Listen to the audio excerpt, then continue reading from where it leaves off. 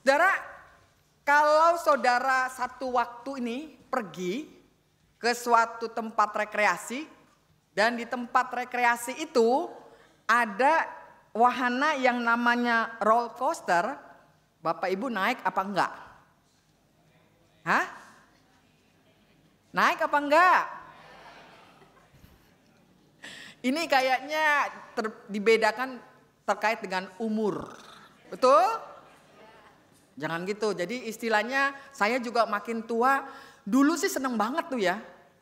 Ke taman safari kan. Wah, udah semangatnya 45 deh kalau ke sana. Tapi sekarang ingat umur, udah deh nyerah juga gitu ya. Tapi memang kan orang kalau naik yang namanya roller coaster itu apa sih yang membuat orang pengen naik gitu ya. Padahal kan ini yang namanya jantung bisa jedak-jeduk gitu kan. Yang namanya jantung itu bisa dak-dik-duk gitu ya. Tapi kenapa mau naik? Karena ada sensasinya di sana, betul kan? Sensasinya itu adalah sensasi yang mendebarkan, kan gitu ya. Mulai naik gitu ya, dikit sampai di ujung, makin rasanya tuh kan makin berdebar gitu ya. Tapi kita dipacu kan begitu ya. Nah ini biasanya anak-anak sama anak-anak muda nih yang paling senang begini ya. Jadi ini ada sensasinya. Nah saudara, bicara tentang roller coaster ini menarik juga ya. Ternyata kehidupan saudara dan saya itu satu waktu itu bisa kayak roller coaster loh. Betul nggak? Saat dimana kita merasakan banyak kejutan-kejutan, banyak sensasi yang mendebarkan begitu. Karena kita tidak pernah tahu apa yang akan terjadi ke depan.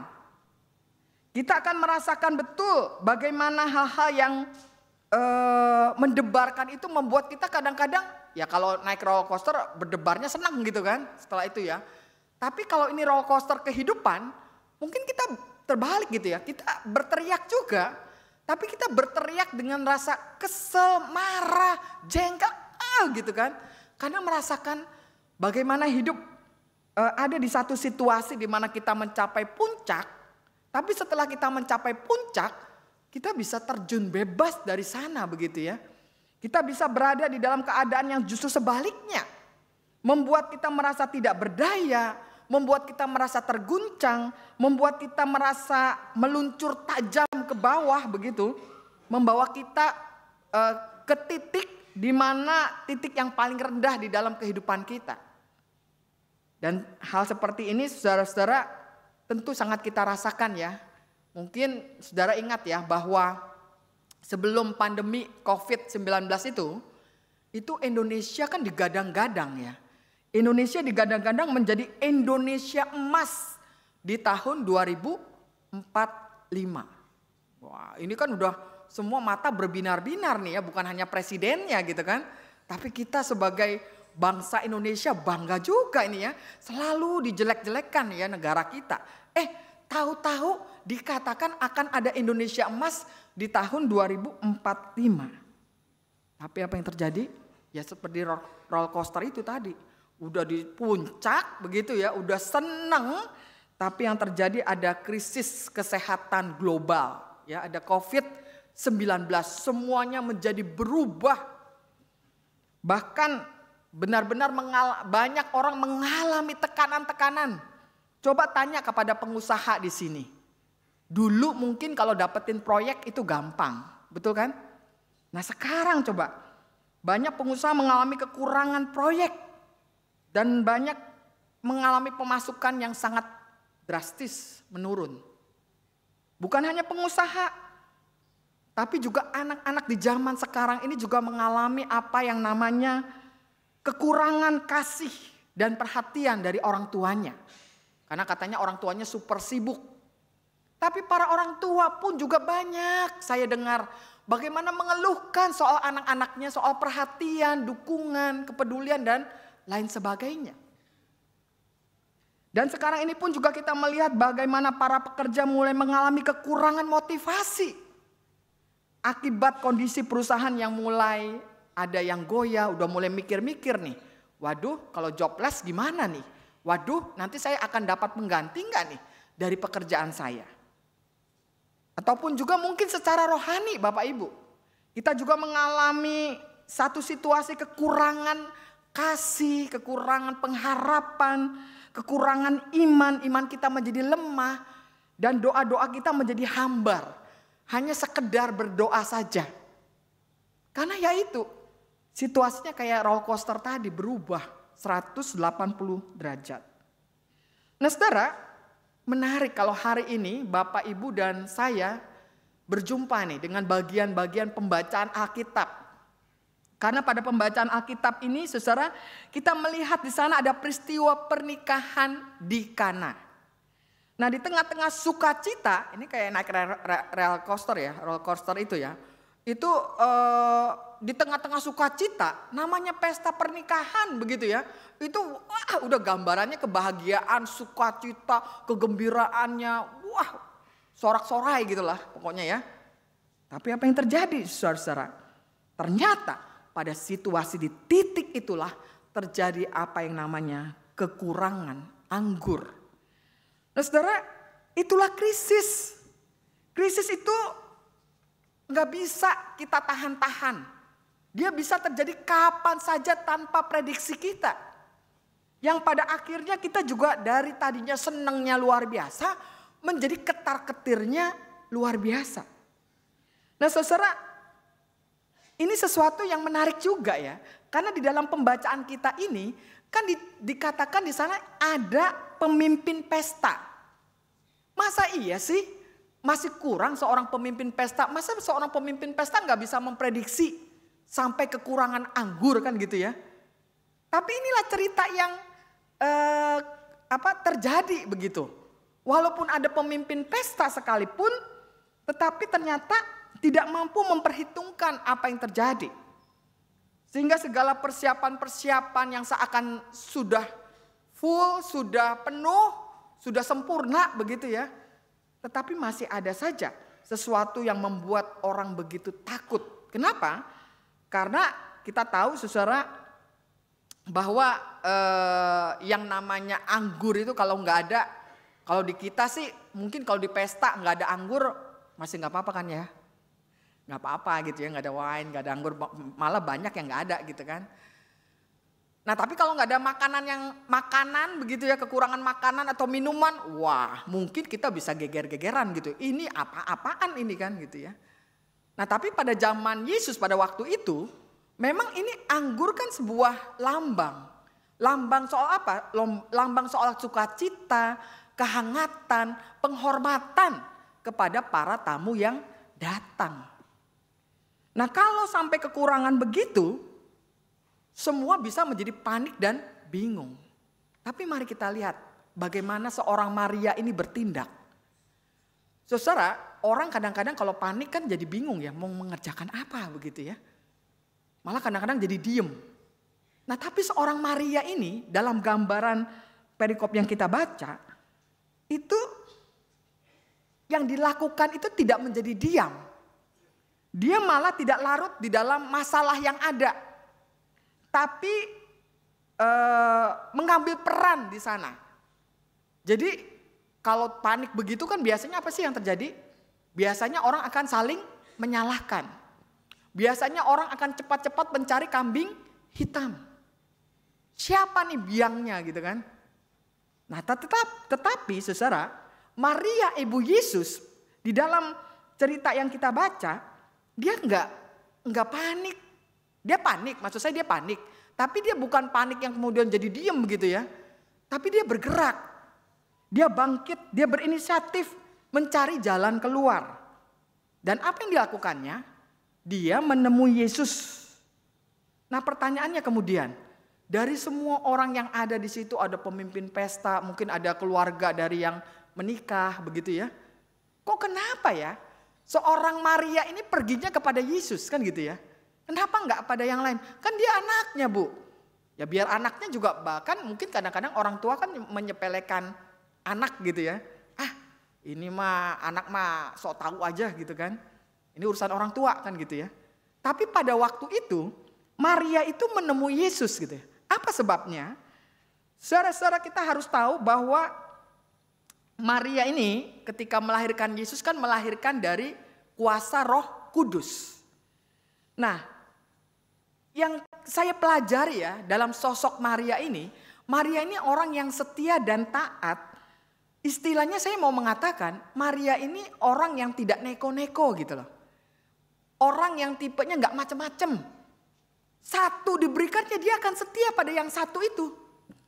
Kan ada orang dikasih satu masih pengen dua, dikasih dua pengen tiga, atau dikasih yang ini pengennya itu, kan gitu ya. Tapi seorang Maria ini gambarannya adalah orang yang benar-benar kalau dikasih sesuatu, dia akan pegang teguh begitu ya. Dan itu yang dilakukan oleh Maria. Dan kita melihat di sana bagaimana Maria itu memegang teguh bahwa anak yang dilahirkan ini, Yesus ini, itu kan adalah Sang Immanuel. Immanuel artinya apa? Immanuel artinya apa? Allah beserta kita. Maria tuh cuman berpegang. Anak yang dilahirkan ini oleh Roh Kudus itu dikatakan adalah Allah beserta kita. Kalimat itu, kalimat Immanuel itu sudah cukup dia pegang. Dia nggak neko-neko mencari-cari yang lain. Apa sih Allah beserta kita? Cuman begitu doang. Enggak. Dia menerima itu. Dia menghidupi itu di dalam kehidupannya.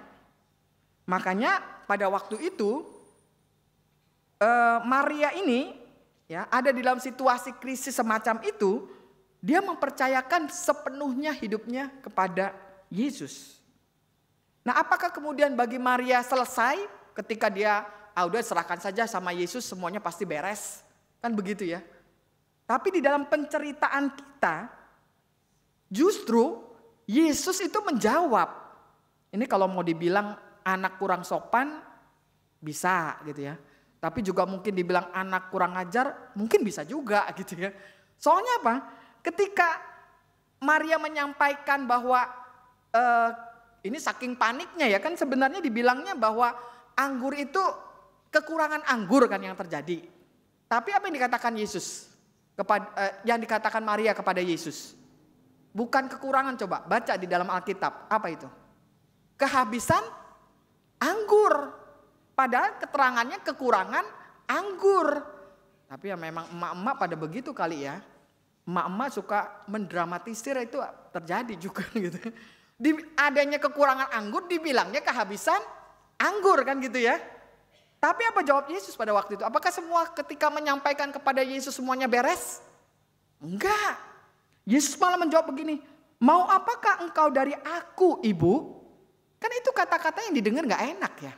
Orang lagi kebingungan, kepanikan, malah ditanyakan, mau apakah engkau dari aku ibu? Jadi ya bukan ini kayak orang yang kalau saya tangkap nih kayak orang yang merasa terganggu gitu ya.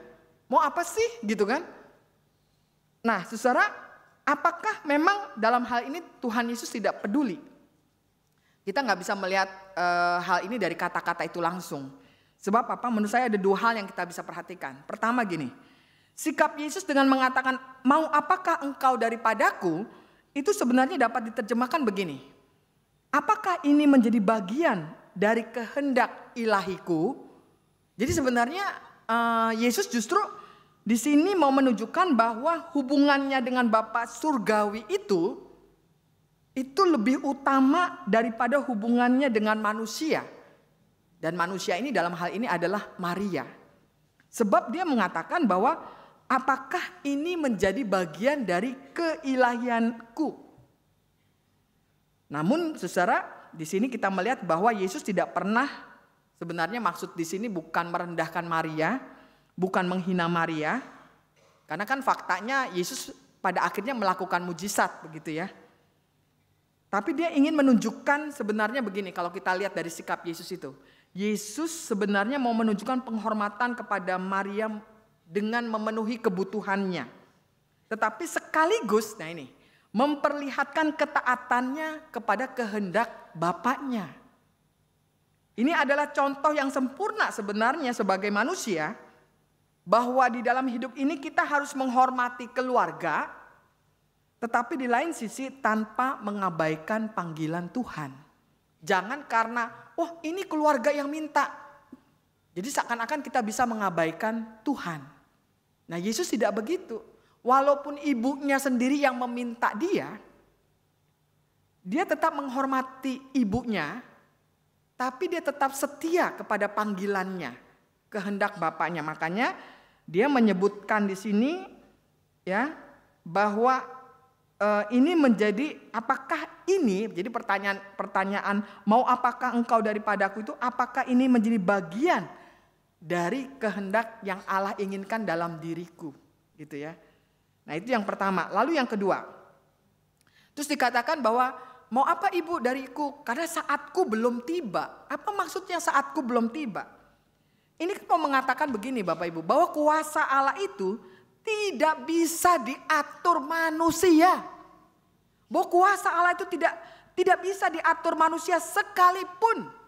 Sekalipun ya, Yesus itu lahir dari rahimnya Maria sekalipun. Jadi saat waktu Tuhan itu adalah mutlak, Tuhan yang menentukan. Tetapi ini harus diingat bahwa jawaban Tuhan itu adalah jawaban yang tepat dan penuh kasih. Mengapa begitu saudara? Karena sebenarnya kita bisa melihat dalam budaya dan konteks Yahudi, jawaban Yesus ini sekali lagi ini bukan karena dia kurang sopan atau dia kurang ajar ya. Tapi sebenarnya karena Yesus pada saat itu sadar bahwa ada misi yang mesti dia lakukan sebagai Mesias. Yang melampaui hubungan keluarga antara dia dengan Maria sebagai ibunya. Nah, hal itu yang juga sebenarnya ditegaskan oleh Injil Yohanes ya. Bahwa kalau kita membaca di dalam Yohanes 2 ayat 11 kan dikatakan di sana, hal itu dilakukan Yesus di Kana di Galilea sebagai yang pertama dari tanda-tandanya. Tanda-tanda apa? Tanda-tanda kemesiasan Yesus. Dan dengan itu ia telah mengatakan kemuliaannya dan murid-muridnya percaya kepadanya.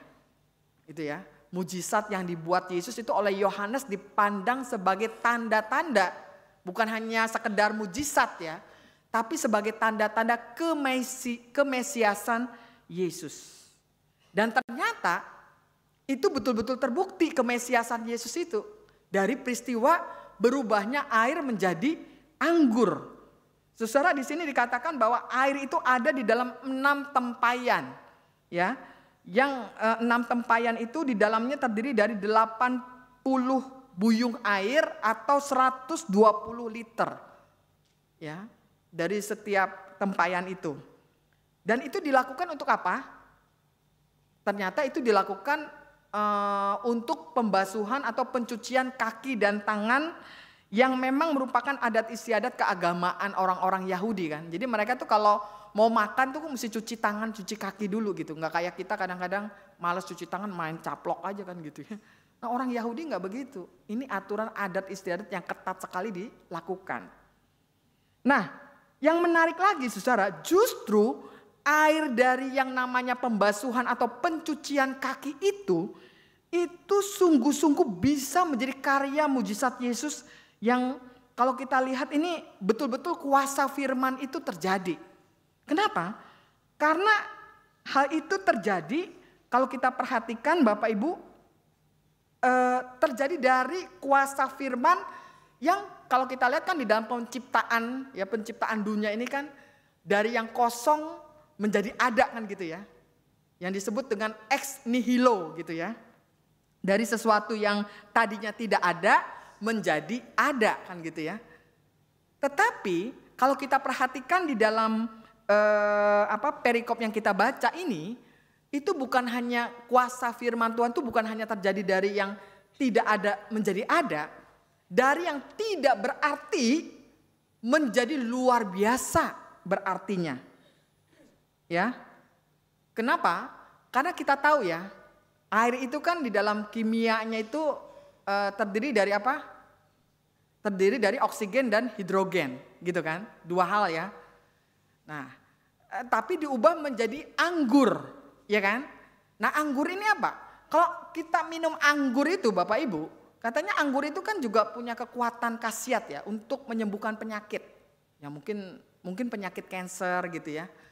Dan pokoknya di dalam anggur itu ada berbagai macam vitamin-vitamin ABC gitu ya. ABCD lah, vitamin-vitamin yang serat-seratnya itu menolong kehidupan manusia.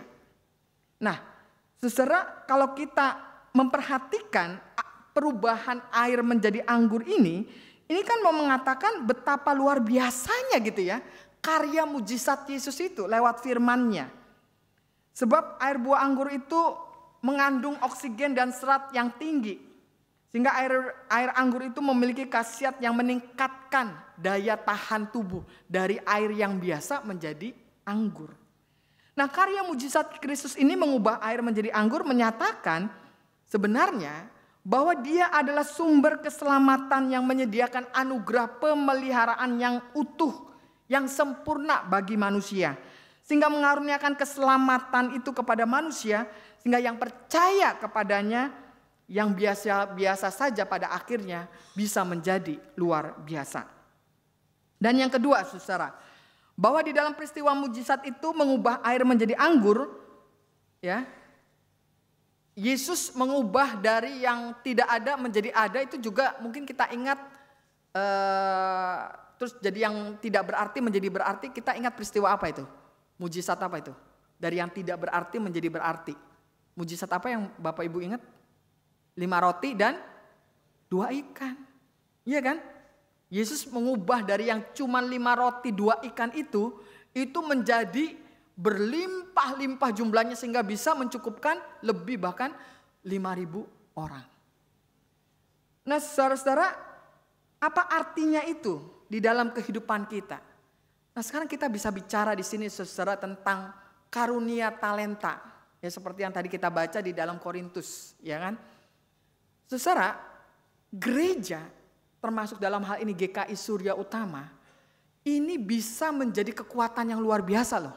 Lewat talenta-talenta karunia-karunia yang kita miliki sebagai tubuh Kristus yang menghidupi nilai-nilai Kristus. Di mana ketika kita ada pergumulan yang sangat berat,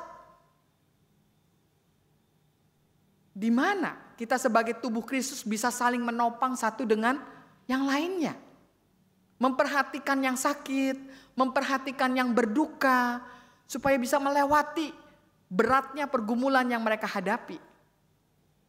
Nah, karena itulah kalau kita memperhatikan melalui talenta-talenta dan karunia itu, Tuhan mengubah dan mengembangkan karunia-karunia talenta yang kadang-kadang kita bilang, siapa sih saya, Bu? Saya mah gak berarti, kan gitu ya. Saya mah apa sih yang bisa saya berikan? Tunggu dulu. Kalau Tuhan sudah berkarya, ya kan? Seperti 5 roti dan 2 ikan. Seperti air pembasuhan pencucian kaki itu bisa diubah sedemikian rupa oleh Tuhan menjadi anggur keselamatan bagi orang yang meminumnya. Nah, karena itulah saudara, di dalam kehidupan kita harus belajar terus dan belajar bagaimana kita membangun kehidupan ini seturut dengan apa yang Tuhan kehendaki. Ya. Karena seperti Helen Keller ini mengatakan tentang arti tubuh Kristus, dia mengatakan begini. Dalam komunitas tubuh Kristus, kita dipanggil untuk saling menguatkan dan mendukung. Setiap talenta, setiap doa, setiap perhatian kepada sesama adalah bagian dari rencana Tuhan untuk memulihkan dan memampukan kita menghadapi setiap pergumulan demi pergumulan hidup. Nah, karena itu saudara, dari semua rangkaian ini, apa sih yang kita bisa pelajari? Kalau menurut saya 3 hal. Dari khotbah saya ini ada 3 hal yang bisa kita pelajari. Apa itu? Pertama, jadilah orang yang senantiasa bersandar pada Tuhan. Ingatlah bahwa Tuhan tidak pernah berdiam diri. Bukan hanya Maria saja yang tidak berdiam diri. Jadi seakan-akan kan kita doang manusia yang tidak berdiam diri gitu ya. Tuhan pun juga tidak berdiam diri. Tuhan berkarya. Bahkan karyanya itu tidak sembarangan. Karya Mesias. Ya. Saatnya belum tiba, dia tidak mau melakukan. Tapi saatnya tiba, waduh luar biasa. Itu yang dilakukan Yesus. Dan yang kedua, bahwa kita harus membangun komunitas yang tidak hanya sekedar duduk datang dalam ibadah, setelah itu selesai semua. kembali ke kehidupan masing-masing. Enggak. Kita adalah komunitas yang saling menguatkan. Sehingga di dalam pergumulan-pergumulan kita, apapun yang tidak berarti bagi kita, itu bisa diubah menjadi sesuatu yang sangat berarti. Bapak Ibu, misalnya ada orang teman seiman yang sakit, Bapak Ibu cuma membawakan semangkok bubur misalnya gitu ya, itu contoh aja ya. Itu punya arti yang sangat luar biasa loh bagi orang yang sakit. Karena kita melakukan sesuatu dengan cinta. Itu kekuatannya di situ. Dan inilah yang harus kita bangun dalam kehidupan kita sebagai satu tubuh Kristus. Yang ketiga, percayalah pada mujizat Tuhan.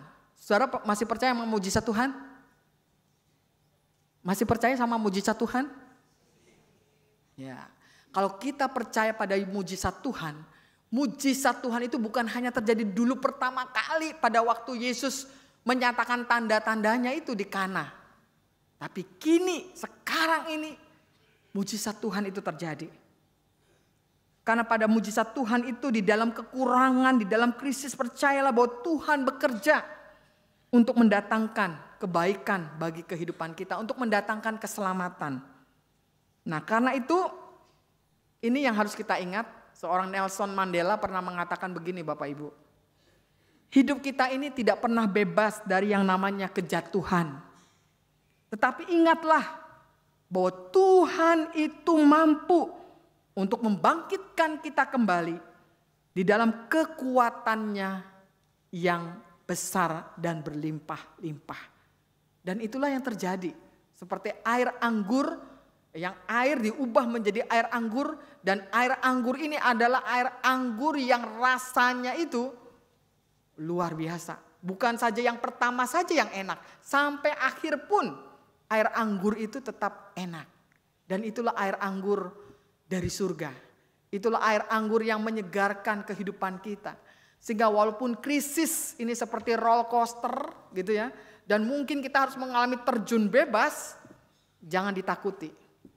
Sebab ketika kita mengimani ini, apa yang terjadi di Kana, maka tidak ada yang mustahil bagi Tuhan mengubah dan memulihkan hidup kita.